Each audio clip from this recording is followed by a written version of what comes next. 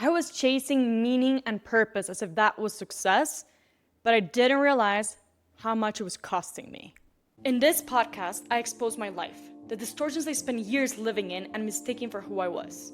I invite you to confront what you've normalized and choose differently, so you can build a reality you fall in love with. Today in Undistorted Self, success treated as an end goal is very misleading. It starts making you prioritize your image, how you're seen, over who you are. Success is not an end goal. No, success shouldn't be treated as a noun, as a final destination, as something to reach. That's made up and that will trap you. A lot of the times when people say, I wish you success, or I was successful, and all of that, they're referring to external metrics. They're referring to acquiring a certain amount of wealth, being wealthy, reaching certain positions, getting honors, titles, all of these things that make you feel like you're someone. That is how success is treated. And if you're chasing success, that's going to hurt you in so many ways. And the more you chase it, it's likely that the more you disconnect from who you actually are. The more you chase success, the final destination, all those external metrics. It keeps you maintaining a role. It literally is keeping yourself in chains to how you're perceived, to how people see you, because that is prioritized over who you are. Before I made all those changes, I've always been very mission-driven, purpose-driven. And to me, that meant success. But I hadn't sat down and actually think, I want to reach success. That's not how I thought about it. I just wanted to live a life with a purpose, with mission. And I wanted to help people. I always knew that. But I was still following the normal life and learning and all this stuff to keep growing, to be able to help more people and all of it. And part of what success was for me before was to reach balance. They tell you you get successful when you have work-life balance and all of that. And I optimize everything. And I slept 8 hours. I had good nutrition. I would eat every day. I would work a lot. I was making good money. I would travel. I had personal time. I was social, very social. I would go out. I would see friends. I would do exercise every single day. I would read every single day. And I reached balance because I optimized every second of my day and I was super strategic. And even though I was catering to myself, so nutrition, exercise, and all of that, because it's important and it is important, I thought that was what it meant to have a relationship with yourself. Care for your food, your exercise, reading, knowledge, all of that, but that's still external. I was still overlooking my internal needs, not my physiological needs, but actually emotional. I wanted to feel fulfilled and excited about everything that I was doing. And a lot of the things that I was doing were not really satisfying me. They were just partially giving me something, and I compensated for it. And I kept balancing it. And I was very focused on external money making and also external self. Not really internal. Let's sit with all the pain. Let's clear everything out. Let's start valuing myself. Let's start seeing if the mission that I'm moving towards is actually moving with me, or is it asking me to leave myself behind or separate from myself? Success has been distorted in two ways, I would say. One of them is ends justify the means. Oof. That phrase I dislike heavily. It is dangerous. No, ends do not justify the means. The means, life, it's all about the means, not the ends. It's not about outcomes and achievements. And if you optimize your entire life just to reach an outcome or achievement, you ignore everything that it took to get there, which is way more valuable, and is going to dictate how good it actually feels when you reach that certain goal. Because it shouldn't be about the goal. And this takes me back to, if success is your end goal, then you're gonna do pretty much anything to reach that end goal. And that means probably harming yourself and maybe harming others too along the way. And you will justify it over and over again. Oh, I'm just getting successful. This is my goal. I'm reaching this. So if you're always moving towards the goal, and that's what goes priority above anything else, you're overlooking your own values, harming people, you're stepping on people, you're stepping on yourself most likely. So that's dangerous. Nah. And then it's very important to know that what you tolerate along the way and the ways that you abandon yourself to reach that goal is very much important. You need to know what you're willing to accommodate, to what are your non-negotiables pretty much to reach something. And honestly, the best way, one of your non-negotiables should be anything that costs you yourself. That's a non-negotiable. That's a non-negotiable for me now. It didn't used to be, now it very much is. If it costs me my relationship with myself, it's a no. I don't care if it reaches the next level. No. You need to start working on that. The other big distortion is if your goal, because success, let's say, success is not just the end goal anymore. You actually have a specific goal that you're moving towards. And that is what's gonna make you feel successful. Because success should be better used as an adjective, is because you get to feel successful, you get to feel good with yourself.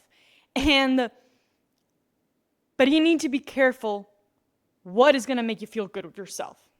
So if the goal you're moving towards is something that is dependent on how you're going to be received externally, you fall into the same trap of you having to adjust yourself to keep up with that goal. That means, for example, you prioritize likes, shares, followers. You just want to keep reaching more money. That means your goal relies on how others are going to perceive you. So you're tied to others' perception. And if you're tied to others' perception, you might do things that don't go with who you actually are in order to keep that perception. And that is what I was saying before. It keeps you maintaining a role. It keeps you in chains to an appearance, to a way that you're seen. You're hooked to it because you don't want to lose that validation. If your goal is that, pay attention to it because that is information. Everything is information. And that is telling you what wounds you have, what you need to work. So you might be just searching for external validation and you need to actually work on that so your goals are not dependent on others' perception. Because the truth is you cannot control how everybody else around you sees you. And if you're trying to do that, you're just trapping yourself in an endless cage and you're gonna harm yourself at the cost of keeping up with that perception. In my case, I had adopted one of my missions. I wanted to help people. And I've told you before about the startup, and that for me was giving me a purpose, was giving me a mission. And I overlooked a lot of things because I was doing it for the mission. I was so driven, so let's say mission and purpose can be substitutes for the word success. I was so driven by reaching that goal, by helping the startup reach success and make actual money, because not only was I gonna actually get paid, we were gonna reach real people and make a difference. So I allowed a lot of things to happen because of it. I was so mission oriented. And it's funny because as time went by, I I was pretty much had done everything in the startup. I managed most of it, and it became an extension of me. The product was an extension of me, literally. And I was the one being paid the less, but doing the most. But I had the least experience of age-wise because I was the youngest. And so the cost for me was really high, but I was allowing it because the mission to me was, we were reaching it. We were working to our mission. So I was putting more and more effort. So the mission became more possible. But I was working for a potential mission, a potential outcome. And eventually, I started being more like pushed aside, not really heard, started being ignored. There was a lot of mistakes that were redundant mistakes that could have been avoided. There was a lot of things just completely wrong. And every time the illusion of that potential outcome started decreasing. It started becoming less likely in how I was seeing it. And there was too many mistakes. So my own drive for the missions was lowering because I realized that the current situation, the current team and everything, we were not going to reach that success or that mission. As long as I kept being pushed aside, that was not going to happen. And the cost for me was being higher. So the balance changed. That is when I fully walked away. So I'm telling you this because a lot of the times we fall for potential or just the mission, the success, the goal, and we allow the cost to stay high as long as where we're facing or the potential future that we see remains higher. Be careful with potential. Potential doesn't mean that that's what's actually going to happen. And that in the current conditions, if you check what you're currently standing, if it is actually likely. So if you see that it's not that likely and you're giving way too much, that's not it. That's not the place. And if the cost is costing you yourself and it's costing being too high, and it's definitely also not in good terms with the others, also not it. So you gotta watch this the balance. The other thing is going back to the initial, we should reach or work for things that make us feel successful. And make us feel successful is makes you feel good with yourself.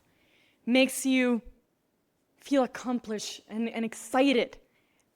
So you need to ask, instead of saying, I want to reach success, actually take it a step deeper and say, what do you actually want? Once you know what you actually want, then why? Why do you want that? How are you going to get there? Is the third. How do you think you're going to get there? What is the cost in yourself in order to get there the way that you think you're going to get there? What are your non-negotiables? Non-negotiables are crucial. Otherwise, you start letting a lot of things slide. So you need to be very, very aware of what your non-negotiables are. And remember, the how you get to an outcome can always change. There's multiple paths that you can take to reach the same goal. So make sure that the path you take does not cost you yourself. And also make sure that the goal you're reaching towards does not rely on an external metric that relies on their perception of you, because that's going to trap you. So those are the main things. I don't like to see success and failure are opposite ends of a spectrum. So you have success here and you have failure. And to me, neither of those make it in my vocabulary, truthfully, as fixed identities. It's false. You don't fail and you don't just reach success. No. Failure is something that didn't work out as you were expecting it to. And expecting it to, it's fine if it doesn't work out the way you expected. You cannot know everything that is going to happen in the world and how things are going to work out. You don't know. And that's good, because life can actually surprise you if you stop depending so much on Either I reach this, yes or no. Instead of putting things in buckets as yes, no, success, failure, success, failure. If you just keep categorizing your life in those terms, you're hurting yourself. You're putting a lot of unnecessary pressure on yourself.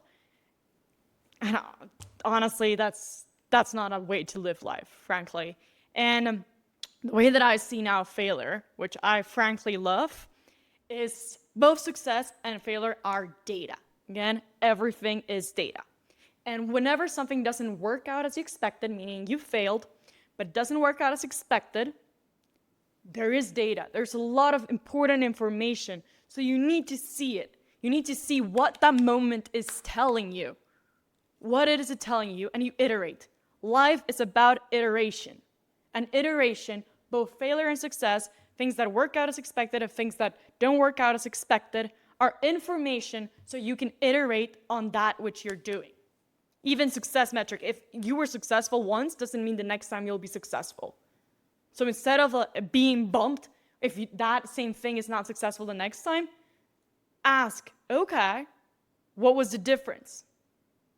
Because there's too many variables. And that way you can iterate accordingly and keep improving what you're also doing, what you're reaching towards, and you're not tying yourself to either have to say success, I have to succeed, I cannot fail. Don't do that. Both are metrics, are data to iterate. That's it. Right now, what success means to me, or the way that I feel successful, is both internal and external. So internally, I actually feel successful with everything that I've done with myself, where I'm standing, all the decisions that I've made, all the changes. I feel successful. I'm very, very proud with it. Externally, I'm still in the early stages and building. But for me, now, success is basically building a life that feeds me without costing me myself.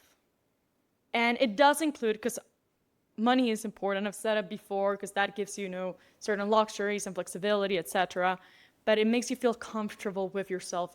That allows you to give yourself the life that works for you, that feeds you, that excites you. So to me, that's what I'm working forward. That's it. Not metrics, not nothing. It's more of a feeling. And my non-negotiable is not at the cost of myself. So I'm going to end this with what would make you feel successful? What are you doing now to reach it? And in what way is it costing you?